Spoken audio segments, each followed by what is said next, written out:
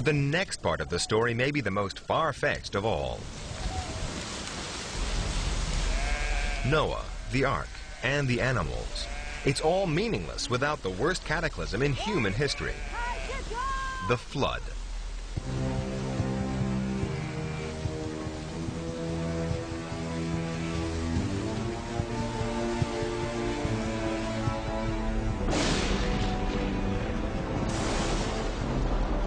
According to the Bible, it rained until the whole world was covered in water. Such a catastrophe should have left evidence all over the planet in the form of uniform marine sediments spread across the earth and the ocean floor. But have geologists found any proof of a devastating global flood?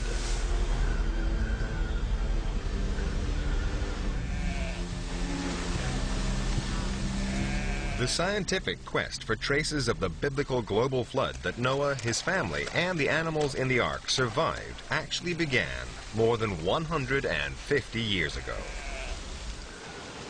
But geologist Ian Plimer, after searching across continents, sometimes in the most extreme weather conditions, has found very little evidence. A great flood would leave a signature.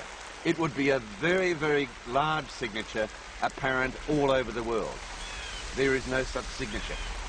There is no evidence. In fact, there is only overwhelming evidence to the contrary. The absence of direct evidence is only one of the problems with the story. The whole idea of a global flood flies in the face of what is known about planet Earth. To flood the entire planet to the top of the Himalayas would take 3 times the volume of water in the oceans. It's hard to imagine where such a deluge could come from. The Bible provides some clues. It says it rained for 40 days and 40 nights. But even non-stop, that's not enough. We know of how much water we've got in the oceans. We know how much water is in the polar ice caps. We know how much water is in the atmosphere, and we know how much water is in the rocks. If we put all of that together, which has happened many times in the geological past, we still do not flood the continents.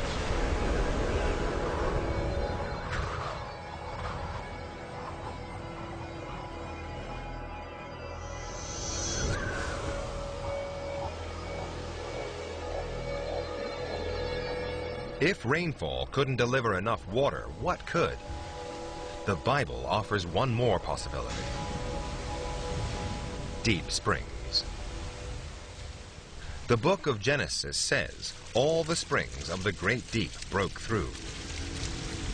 Could the great flood have gushed out of the center of the earth?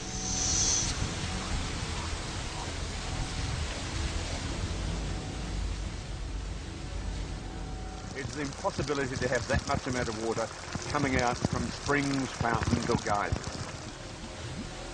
If all of that water was in the earth and in the crust, then well before it had been released as geysers, the crust would have been quicksand. You couldn't have walked. Even if the flood had been caused by a miracle, Noah, his family, and the animals would have faced further problems. The amount of water flooding the surface of the planet would have changed the Earth's atmosphere.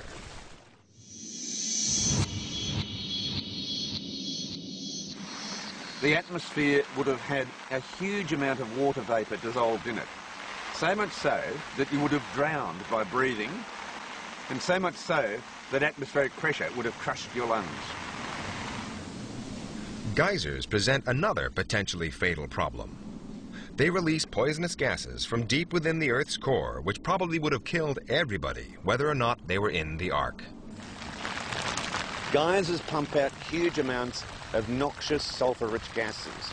Even before the flood, you could not have breathed.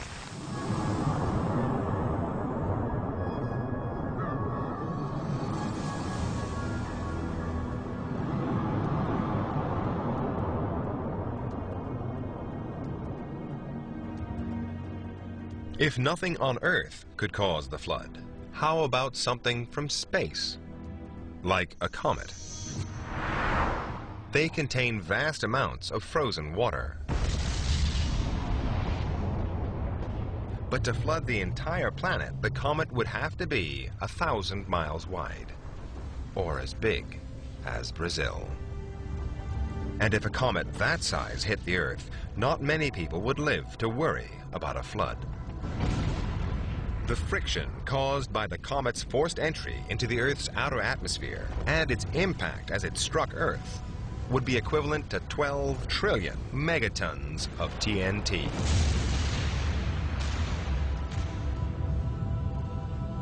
The biggest explosion of all time. Comets carry water. They are dirty ice. As they come into the atmosphere, they explode. There are massive shock waves. Massive areas of forest wiped out. Huge extinctions of life from a comet. The comet's devastating impact would force the temperature of the atmosphere to rise to 12,000 degrees Fahrenheit. Hotter than the surface of the sun. We would have had no life to go onto an ark. Noah, his family, and all the animals 2 by 2 would have been fried to charcoal before the whole flood started.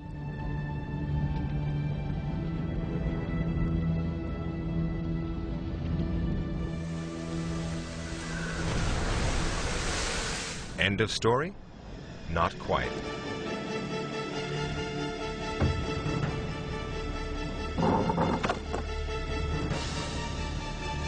According to the Bible, Noah's Ark landed in the mountains of Ararat, today in eastern Turkey. The earth was revealed at last, and the animals disembarked after months below decks to repopulate the world. So are there any remains of the Ark? The problem is that the evidence, wood, rots in a matter of centuries.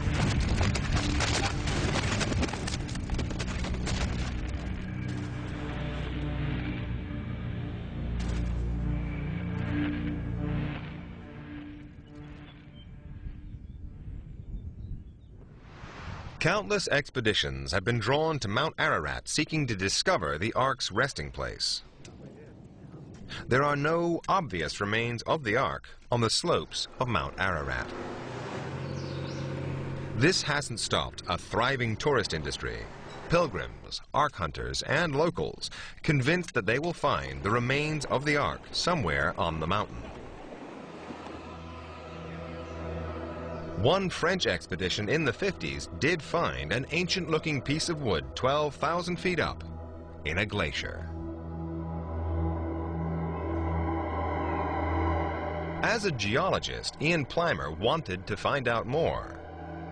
He knew that for the timber to be part of Noah's Ark, it would need to be dated to around 3000 BC.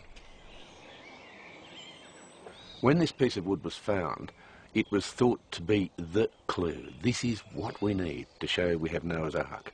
And so they took the wood to date it. And you can date wood by measuring tree rings or by carbon dating. It wasn't old enough. The wood was from the 8th century, 4,000 years after Noah's time. But what was the wood doing on the slopes of Ararat? The wood would have been transported there to build a structure, something like a church.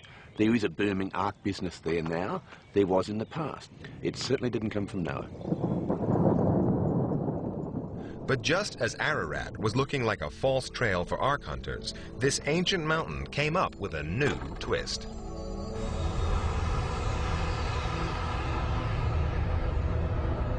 In 1949, U.S. Air Force planes photographed the summit of Mount Ararat.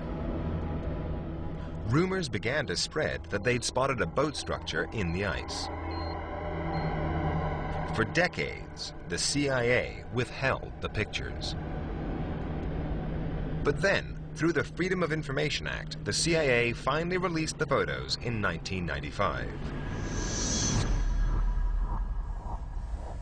At first, does not